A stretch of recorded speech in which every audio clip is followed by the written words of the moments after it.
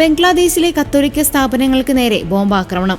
കഴിഞ്ഞ ഏതാനും ആഴ്ചകൾക്കിടെ holy Rosary കത്തോലിക്ക പള്ളി, Saint Mary's Cathedral, Saint Joseph Higher Secondary School and College എന്നിവിടങ്ങളിലായി 3 ക്രൂഡ് ബോംബ് സ്ഫോടനങ്ങളാണ് നടന്നത്. നവംബർ 7-8 തീയതികളിലായാണ് കത്തീഡ്രലിനും സ്കൂളിനും നേരെ ആക്രമണമുണ്ടായത്. ആക്രമണങ്ങളിൽ ആർക്കും പരിക്കേറ്റതായി റിപ്പോർട്ടില്ല. ജനങ്ങളെ ഭയപ്പെടുത്തുക എന്ന ലക്ഷ്യത്തോടെ നടന്ന ഭീകരവാദപരമായ പ്രവർത്തനങ്ങളാണ് ഇതെന്നാണ് പോലീസ് നിഗമനം. ഈ സംഭവങ്ങൾ കാരണം ബംഗ്ലാദേശിലെ ന്യൂനപക്ഷമായ ക്രിസ്ത്യൻ സമൂഹം കടുത്ത ഭീതിയിലാണ് കഴിയുന്നത്. സംഭവത്തിൽ ധാക്ക പോലീസ് 28 വയസ്സുള്ള ഒരു യുവാവിനെ അറസ്റ്റ് ചെയ്തു. Saint Mary's Cathedral, Saint Joseph school എന്നിവിടങ്ങളിലെ സ്ഫോടനങ്ങളുമായി ബന്ധപ്പെട്ട് ഇയാളെ ചോദ്യം ചെയ്തു വരികയാണ്.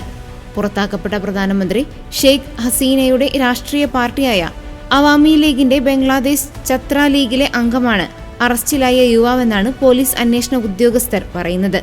രാജ്യത്തെ ഇടക്കാല സർക്കാർ മതന്യൂനപക്ഷങ്ങളുടെ സംരക്ഷണത്തിന് പ്രതിജ്ഞാബദ്ധമാണെന്നും മതപരമായ സൗഹാർദ്ദം തകർക്കാൻ ശ്രമിക്കുന്നവർക്കെതിരെ കേസെടുക്കുമെന്നും അറിയിച്ചിട്ടുണ്ട്.